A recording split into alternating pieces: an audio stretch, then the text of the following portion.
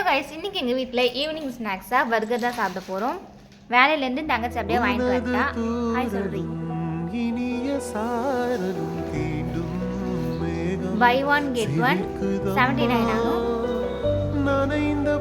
Combo குளிர்ந்த மனதினில் ஏதோ ஆசை துடிக்குதம்மா.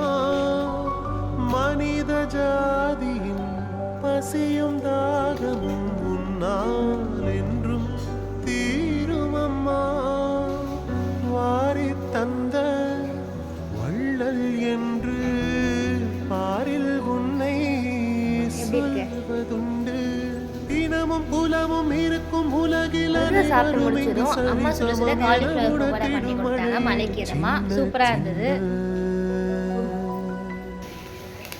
சின்ன சின்ன தூரல் என்ன